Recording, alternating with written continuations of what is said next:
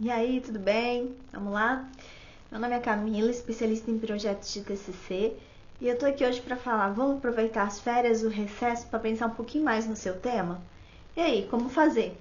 Então, nessa live, nesse conteúdo, eu vou explicar rapidinho para você como que você deve nortear as primeiras pesquisas, mesmo sem o seu orientador do seu lado, certo?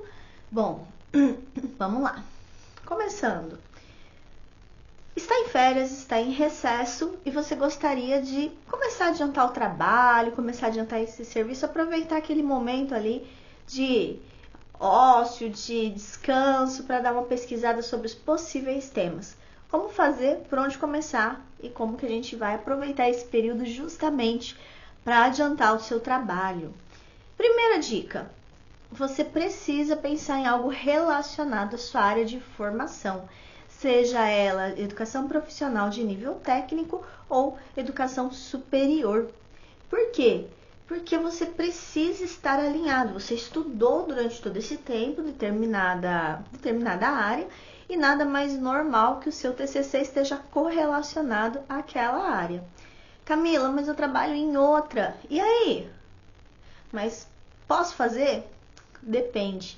A sua área de trabalho, área de atuação, ela é totalmente divergente à sua área de formação acadêmica? Caso sim, infelizmente não tem como, porque o TCC é voltado à área acadêmica da sua formação. Caso não seja tanto, seja ali correlacionado ali de ladinho, de pertinho, às vezes você tem viés que é possível sim trabalhá-lo ali com tranquilidade e abordar e aprofundar até mesmo um tema relacionado à sua área de formação. Então não teríamos muitos problemas aí, né? Por onde começar a pesquisar? Eu estou em casa, não estou na faculdade, não estou no ambiente da universidade, na minha escola, ou mesmo se você faz educação à distância. Às vezes a disciplina nem abriu, mas você sabe que ela vai existir. Como que você sabe? Primeiro, plano de curso ou plano de ensino curricular, que é a nossa grade curricular, que ela já contempla a existência ou não do projeto de TCC. Você vai saber porque possivelmente o seu coordenador de curso já deve ter mencionado no semestre anterior. Então fica mais fácil também de você saber a existência da disciplina. Se você se matriculou na disciplina, obviamente você sabe que ela existe. Renovação de matrícula, matrícula online, histórico do curso, né? Tudo isso, então você já sabe. Ambiente acadêmico também já pode constar. Então isso tudo você já sabe, já tem ciência da existência da disciplina. Ou seja, cheguei, agora estou na reta final, contagem regressiva, né? Beleza. Comece a pesquisar sobre os temas. Por onde pesquisar? Segunda dica. Por onde pesquisar? Se você está online, somente com pesquisas online, com pesquisas na web, não tem acervo, né, físico para pesquisar, primeira coisa é pesquisar se o ciclo de vida da sua temática escolhida, ela ainda é pertinente, ainda existe na área. De nada adianta a gente pesquisar um tema se ele não existe mais, ou se ele está sendo obsoleto, ou se está se tornando obsoleto, ou está sendo substituído por um outro tema aí, né, mais atual. Então sempre a gente tem que ter esse olhar também. Esse olhar você consegue a partir de dados dos últimos anos. Então são dados atuais dos últimos anos que vão dar relevância, pertinência e continuidade ao ciclo de vida daquela temática. Ai, Camila, eu quero pegar uma temática emergente. Será que dá? Temáticas emergentes são temáticas que estão chegando ao mercado, às vezes são temáticas que estão chegando ao mercado comercial e ainda o embasamento acadêmico fundamentado e validado ainda está em trânsito, ou seja, ainda está em análise, pesquisas e desenvolvimento. Muitos começam dentro do campo da universidade, muitos começam ali na área da pesquisa acadêmica, na iniciação científica, e você chega na área comercial. Então, quando você pega uma tecnologia emergente ou um tema emergente, que ele está relacionado e ele já começou na universidade, Você tem um respaldo acadêmico de pesquisa científica validado. Ok, aí você tem uma base, você tem de onde pesquisar, você tem de onde ter subsídios para levantamento daqueles dados, certo? Então, a gente consegue também. Como que você faz isso? Pesquisas acadêmicas. Então, hoje existem várias ferramentas acadêmicas para contribuir com a sua pesquisa. Isso quer dizer que boletim da CAPES, aqui para São Paulo, né? Existe boletim da FAPESP, Pesquisa São Paulo também existe. São uma coletânea de anais de pesquisas científicas validadas, advindas de iniciação científica de diferentes campos e diferentes áreas de formações que os estudantes no Brasil, principalmente no estado de São Paulo, estão pesquisando. Se você não é do estado de São Paulo, outras pessoas, outras universidades e outras agências de pesquisa e fomento dos seus respectivos estados também fazem publicações. Essas publicações estão em publicações de coletâneas de anais de artigos, congressos e simpósios. Então, a gente tem ali 3 categorias diferentes que vão te dar uma base de massa de dados para realizar suas pesquisas com mais definição, com mais subsídio, com mais respaldo, certo?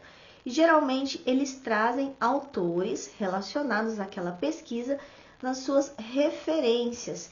E essas referências eu encontro onde? Ao término do artigo. Lá no final do artigo tem um pedacinho lá chamado referências. Normalmente estão em ordem de importância ou em ordem de citação as referências acessadas, que são publicações ali de artigos em revistas científicas internacionais e nacionais, que você vai conseguir acessá-los também e verificar a pertinência e a relevância daquela pesquisa relacionada ao seu tema. Se você está trabalhando com uma metodologia ou com... desperta a curiosidade, está aproveitando as férias para buscar conhecimento ali de tecnologias emergentes. Eu quero aprender mais sobre isso, sobre aquilo e tal. Aí você pesquisa num site de busca comum. O que você vai achar? Informações sobre aquele conhecimento emergente. Se eu pesquisar em sites, agências de fomento e pesquisa e publicações, esse mesmo tema, você encontra uma vertente acadêmica. Talvez aquilo que você está achando que, uau, é agora, né? Está acontecendo agora no mundo super atual, às vezes já existe pesquisa de pelo menos 40 anos atrás. Então, vai te subsidiar um respaldo, um histórico acadêmico e um acervo científico bem robusto. Como que essa tecnologia emergente, como essa temática emergente estava 40 anos atrás, quando iniciou-se as pesquisas, às vezes muito cara, custosa, e hoje ela está ali acessível e gratuita para muitas pessoas pelo seu celular. Então, você consegue trazer essa linearidade. Aí você começa a pesquisar e começa a ver que aquele tema é mais profundo do que você imaginava. Então, você começa a ler diferentes artigos, diferentes publicações sobre o mesmo tema, fazendo com que você consiga ter discernimento do grau de profundidade daquela informação e o grau de abrangência daquela informação. Então, são 2 momentos, o profundidade, que é o vertical, e a abrangência, que ela é horizontal. E você vai verificar se ela está relacionada ao seu campo de formação ou não. Aí você pesquisou, conheceu um pouquinho sobre aquele assunto, mas você está ali na dúvida se aquele assunto é pertinente ou não. Quando a gente começa a estudar muito um assunto, você começa a ter um olhar crítico sobre aquele assunto. Então, é natural que você comece a ter dúvidas sobre aquele assunto, comece a ter possibilidades de enxergar problemas sobre aquele assunto, porque você começa a ter uma visão crítica daquele assunto. Isso faz com que você busque outras fontes de dados sobre o mesmo assunto. Então, ou seja, eu tenho diferentes fontes de dados de um mesmo assunto. Qual a diferença entre eles? Quando você busca apenas um autor, o seu trabalho ele tem uma linearidade só. Então, fica, como é que eu posso falar? Ele fica bom para ler, só que ao mesmo tempo ele não tem um grau de abrangência, eu tenho apenas profundidade. Quando eu trabalho com mais de um autor ao mesmo tempo, eu desenvolvo a visão crítica e acadêmica sobre determinado assunto e ainda por cima eu consigo aumentar o meu grau de profundidade naquele tema e o grau de abrangência daquele tema. Essa é a segunda dica. Então você começa a pesquisar, legal, né? Eu tô ali entre 2 a 3 assuntos. Pesquise da mesma forma esses 2, 3 assuntos. Pode ser que você seja surpreendido no meio desses 2, 3 assuntos. Você esteja ali, esteja pesquisando, lendo sobre aquilo, e daí você se percebe que não era aquilo que você imaginava. Não era aquilo, eu quero mudar, eu quero fazer diferente. E daí você começa a observar que não era aquilo que você queria ou que você imaginava, né? Fomos surpreendidos novamente, né? Então, como é que eu vou fazer isso daí daqui pra frente, né? Então, você consegue ali trabalhar com mais clareza e olhar e falar assim, não era esse tema, vou procurar outro, ou dentro da temática que eu estava imaginando, eu desenvolvi a pesquisa, fui lendo sobre e descobri que não era aquele nome que eu queria. Na verdade, é outro, que ele é um subtema que está alinhado ao tema maior que eu imaginava. Quando você faz isso, você aplica um funil de filtro. Então, você consegue já determinar o foco e o subtema do seu trabalho. Trazendo foco e trazendo detalhamento, né, daquela informação, você aumenta o seu nível de profundidade da sua pesquisa. Isso faz com que seu TCC fique bem organizado, você consiga informações específicas, sem que ele pareça aquele TCC amplo e profundo e confuso também. Você começa a ler e fala assim, meu Deus, o que ela fez, o que ela escreveu, como que ela está fazendo tudo isso? Então, a gente consegue ali arrumar, né, organizar aquela informação de forma mais específica. Isso traz riqueza para o seu trabalho. Ele se torna um trabalho conciso, porém ele se torna um trabalho com um grau de profundidade maior em relevância científica e acadêmica e abrangência maior, que é importante também. Outras ferramentas que você pode pesquisar. Eu uso muito o Google Acadêmico, então eu recomendo, é uma ferramenta da Google também. Vou deixar o link aqui depois. O Google, não vou deixar o link na descrição da bio, né, da live. O Google Acadêmico, ele é uma ferramenta que ele traz uma coletânea de acessos para artigos periódicos e livros. Qual a diferença? Alguns deles você tem o acesso restrito, você consegue pesquisar nos últimos anos, no último ano, 2 anos, 3 anos, 5 anos e pesquisar a relevância e a abordagem daquele tema, identificando o grau do ciclo de vida que eu falei anteriormente. Mas o legal dele é que você consegue acessar conteúdos que são gratuitos, baixar livros gratuitamente, artigos gratuitamente, periódicos gratuitamente.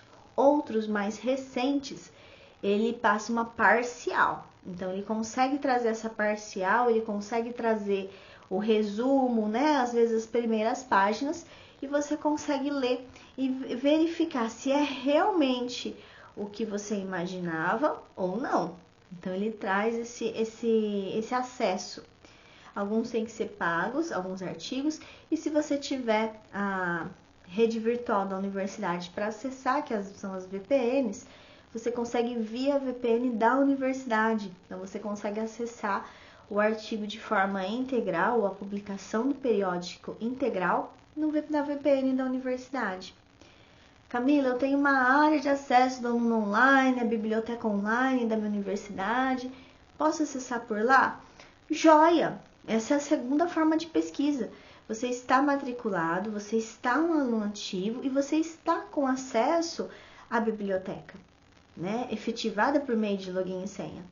Acesse, usufrua e usufrua bem usufruído. Por quê?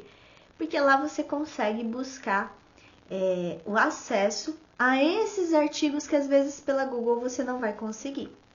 Além de outros, para com a universidade ou faculdade que contém parcerias.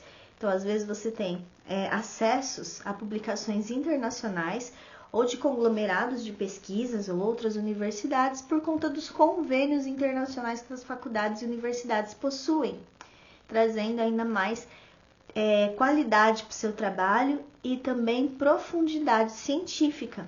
Ou seja, você consegue ter acesso a um material de qualidade de diferentes áreas de pesquisa, de diferentes universidades e faculdades ao redor do mundo, em outro idioma. Então, aí a gente precisa ou dominar outro idioma que você vai pesquisar, ou você vai conseguir ali traduzir, né, aquele artigo para que você consiga acessar e ler de uma forma mais tranquila.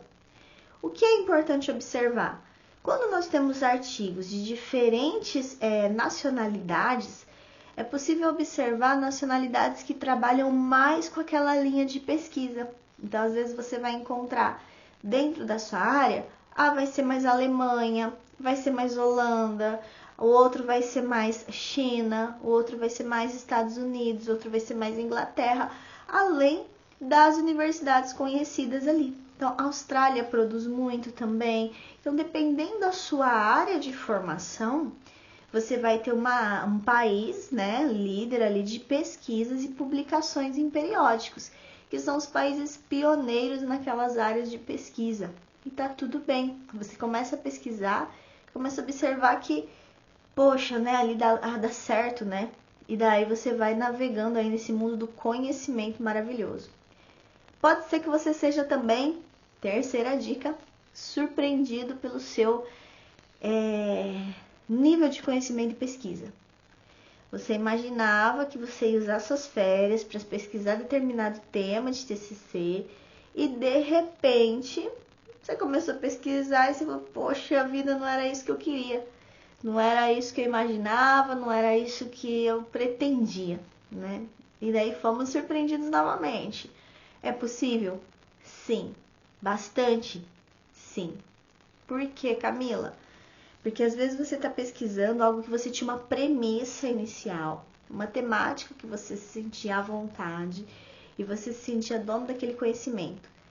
Ao pesquisar, você se deparou com outra temática ou temáticas alinhadas e relacionadas que você achou que, poxa, dava para mudar a temática. Isso acontece bastante e é possível sim. E daí você faz a alteração daquele tema, fazendo mais pesquisas sobre e aperfeiçoando o seu nível de conhecimento. O que isso vai me ajudar? Na hora que você concluir as suas pesquisas nesse curto período de recesso, férias, uma pesquisa rápida, tá, gente? Não precisa ser aquela pesquisa monumental, não, tá? Não precisa ser aquela pesquisa catedrática, não. São pesquisas para você entender se aquele tema que você escolheu é realmente válido ou não, para você apresentar até a proposta para o seu professor. Você consegue filtrar o que é realmente alinhado à sua área de formação e também o que é realmente alinhado à sua área de curiosidade ou especificidade, fazendo com que o seu trabalho seja mais organizado. Ele vem com nível de profundidade e abrangência muito bom. E na hora de você começar a pesquisar no início do próximo semestre, você consiga olhar com tranquilidade e saber, ok, eu pesquisei sobre isso, eu pesquisei sobre aquilo, e eu acho interessante ter essa abordagem, ou essa vertente, ou essa linha de pensamento. Isso é bom. Artigos. Às vezes o seu orientador pede uma leitura de coletâneas de artigos. Até para você fazer o seu próprio artigo, tá? Não tem erro não. Posso fazer leitura só de artigos e pesquisar? Pode. O que você começa a fazer? Começa a ler e catalogar ou organizar cada um deles. Isso a gente conhece como revisão sistemática da literatura. Ao organizar as informações que você leu, amanhã, daqui a um tempo, o teu orientador pede alguma coisa ou uma banca pede alguma coisa de um determinado autor. Você consegue lembrar que você viu, que você leu sobre aquilo, obviamente, mas você não consegue lembrar onde você leu e como você leu ou onde você adquiriu aquela informação. Então, uma dica de ouro: toda vez que você estiver lendo um artigo que ele é relevante para sua área de pesquisa, salve, catalogue. Eu gosto de catalogar por ano, tá? Ou por sobrenome de autor. Geralmente eu coloco o ano, tracinho, sobrenome do autor, tracinho, do autor principal, porque geralmente vem 6 autores, 7 autores, né? Até 7 autores. Tracinho, o título do artigo ou da publicação.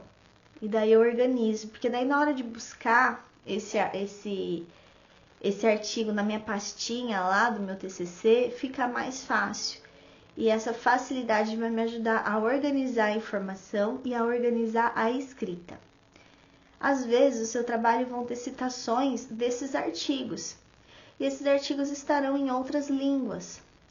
Você traz a citação desse outro artigo, apresenta ali numa boa, tranquilo, e você coloca embaixo a tradução, né?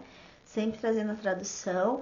Confira se a tradução no tradutor, na ferramenta que você utilizou, está adequada, está tendo sentido, e se ele não traduziu palavras que deveriam estar em inglês. Às vezes a pessoa vai lá, traduz, pega, copia e cola, joga no tradutor, ele traduz, e daí aquela palavra que está em inglês, que é um jargão de formação, que é um jargão da área, o tradutor traduz e o trabalho não fica legal, e você passa vergonha. Então vai lá, faz a revisão sistemática, faz a catalogação, arquiva e coloca no seu trabalho. Isso vai ajudar muito a hora que você começar o próximo semestre. Tá? São momentos ali que o professor de TCC ainda vai abordar o tema, vai conversar, mas você conseguiu dar uma adiantadinha no seu trabalho, trazendo um trabalho de qualidade para a instituição que você está matriculado. Certinho? É um conteúdo rapidinho, com 3 dicas rápidas, justamente para você conseguir ali aproveitar suas férias e seu recesso, tá? Então é isso, muito obrigada. Nesse conteúdo, então, eu passei 3 dicas sobre como organizar o seu tempo de recesso para adiantar suas pesquisas de TCC, entre elas, como pesquisar, o que pesquisar e onde pesquisar, que são momentos ali, 3 pilares fundamentais nesse momento. Te desejo um bom trabalho e uma boa sorte. Tchau, tchau.